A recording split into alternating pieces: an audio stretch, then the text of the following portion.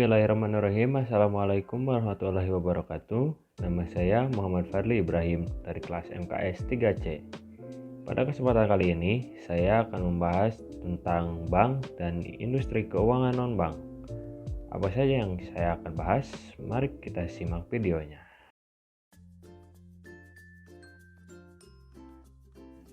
Materi pertama yang saya akan bahas adalah tentang tugas pokok Bank Indonesia. Tugas pokok Bank Indonesia yang pertama adalah menetapkan dan melaksanakan kebijakan moneter. Kebijakan moneter sendiri berfungsi untuk menjaga atau mengendalikan jumlah uang yang tersebar di masyarakat agar tetap stabil, sehingga harga barang-barang pokok juga tetap bisa dikendalikan. Kedua, ada mengatur dan menjaga kelancaran sistem pembayaran. Tugas BI selaku Bank Sentral Indonesia adalah menciptakan sebuah aturan, standar, prosedur, dan kesepakatan yang akan dipakai pada sistem pembayaran. Yang ketiga, ada mengatur dan mengawasi perbankan di Indonesia. Tujuan dari pengawasan ini adalah untuk menciptakan kestabilan dan sistem keuangan Indonesia, serta membatasi risiko dan juga biaya krisis sistemik yang mungkin akan muncul di kemudian hari.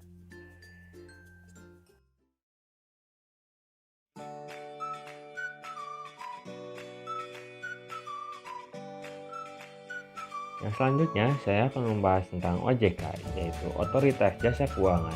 Apa saja sih tugas OJK, fungsi OJK, dan tujuan OJK? OJK adalah lembaga negara yang berfungsi menyelenggarakan sistem pengaturan dan pengawasan yang terintegrasi terhadap seluruh kegiatan di dalam sektor jasa keuangan. Lalu, apa sih tugas OJK? Otoritas Jasa Keuangan mempunyai tugas melakukan pengaturan dan pengawasan terhadap kegiatan jasa keuangan di sektor perbankan, sektor pasar modal, dan sektor IKNB. Lalu ada fungsi OJK. Otoritas Jasa Keuangan atau OJK mempunyai fungsi menyelenggarakan sistem pengaturan dan pengawasan yang terintegrasi terhadap keseluruhan kegiatan di sektor jasa keuangan. Dan OJK juga memiliki tujuan-tujuan. Yang pertama adalah terselenggara secara teratur, adil, transparan, dan akuntabel. Yang kedua, mampu mewujudkan sistem keuangan yang tumbuh secara berkelanjutan dan stabil. Dan yang terakhir, mampu melindungi kepentingan konsumen dan masyarakat.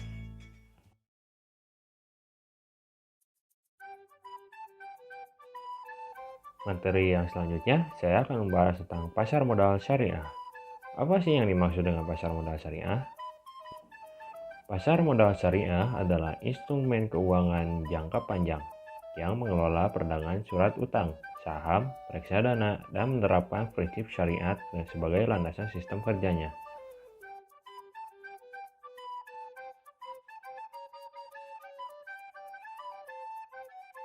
Lalu ada mekanisme transaksi di pasar modal syariah. Bagaimana mekanisme transaksinya di pasar modal syariah? Yang pertama, ada transaksinya tanpa riba. Kemudian, terhindar dari praktek spekulasi. Yang ketiga, hanya mentransaksikan efek syariah.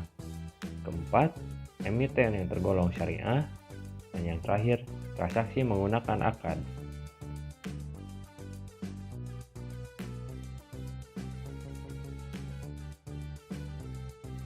Dalam pasar modal syariah, di dalamnya terdapat banyak produk. Di antaranya ada saham, sukuk, dan reksadana syariah. Apa saja perbedaan dari ketiga itu? Mari kita bahas. Yang pertama dari saham. Saham merupakan surat berharga yang merupakan bukti penyertaan modal atau kepemilikan dalam suatu perusahaan. Dan bukti penyertaan tersebut berhak mendapatkan bagian dari hasil usaha perusahaan. Kemudian ada sukuk. Adalah efek syariah berupa sertifikat atau bukti kepemilikan yang bernilai sama dan mewakili bagian yang tidak terpisahkan atau tidak terbagi atas aset yang mendasarinya. Dan yang terakhir ada reksadana syariah. Reksadana adalah wadah investasi berisi kumpulan surat berharga. Investor yang berinvestasi pada reksadana akan memiliki efek atau surat berharga dalam bentuk unit penyertaan reksadana atau saham atas reksadana tergantung bentuk hukum reksadana tersebut.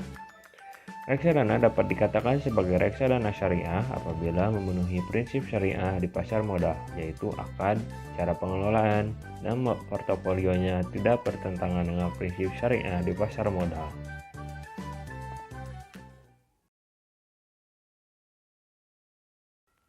Pada pasar modal syariah, terdapat juga asuransi syariah. Nah, pada asuransi syariah, timbul pertanyaan, bolehkah asuransi syariah dibawa di tengah jalan? Mari kita bahas. Peserta asuransi terikat dengan kontrak yang telah dilaksanakan antara pihak perusahaan dengan peserta asuransi. Maka secara detail, hal tersebut harus dipertanyakan dan disetujui bersama. Jangan sampai melakukan penyertaan asuransi tanpa mengetahui akad atau isi dari kontrak tersebut. Karena seringkali kita terperangkap sehingga banyak yang tertipu, oleh karena itu maka harus dijadilah peserta yang bijak. Tentunya dalam Islam ada konsep takaful, bahwa premi dengan kesepakatan untuk kepentingan bersama. Bila ditanya diperbolehkan atau tidak, itu tergantung nilainya, tapi jika secara umum itu diperbolehkan. Apabila premi yang dibayarkan sama seperti kita dalam menabung dengan akad mudharabah, jika perbankan ada namanya akad wadiah. Tepatnya akad wadiah yad-domana, yaitu menitip, menabung dengan kebebasan ataupun hak untuk menginvestasikannya. Maka dari itu, jika premi di tengah jalan dia berhak untuk mengajukan berhenti dan hak-haknya harus ditaati seperti ketentuan dalam kontrak.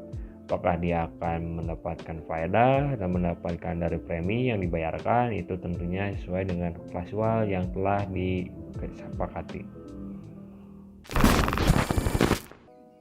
Cukup sekian pembahasan materi dari saya. Mohon maaf apabila ada kesalahan. Wabillahi taufiq wal hidayah. Assalamualaikum warahmatullahi wabarakatuh.